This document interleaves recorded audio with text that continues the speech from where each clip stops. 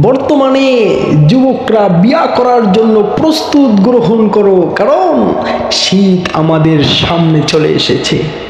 এই শীতে বিয়ে করা যে কি একটি মজার বিষয়, সেটা যারা শীতে বিবাহ শাদী করে তারাই একমাত্র এই বিবাহর স্বাদটি উপভোগ করতে পারবে। আজকে যুবকরা হতভম্ব হয়ে গিয়েছে।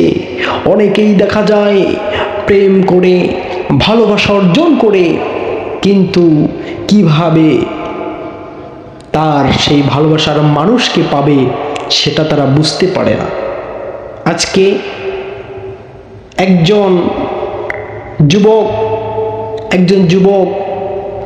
একজন মেয়েকে ভালোবাসে, সেই মেয়েকে তিনি বিবাহ করতে চায়, কিন্তু কিভাবে সেই ছেলেটি সেই মেয়েটিকে পাবে?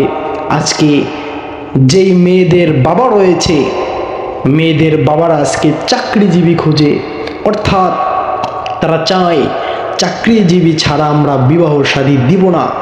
কিন্তু আমি আজ সেই মেয়েদের বাবাদের প্রতি একটা কথাই বলে যাই, আরে বাবারা, আপনারা আজকে চাকরিজীবী ছেলে খুঁজতেছেন, খোঁজ নিয়ে দেখেন সেই চাকরিজীবী আপনার জামাই আজকে আপনার মেয়েকে ঝাড়ু জোতা দিয়ে পিটায়। এই জন্য চাকরিজীবী হলেই যে সুখে থাকবে এমনটা নয়। আপনারা সুন্দর আপনার আচার আচরণ, তার পারিবারিক সমস্ত কিছু দেখে বিয়ে দিয়ে দেন, চাকরিজীবী খুঁজবেন না।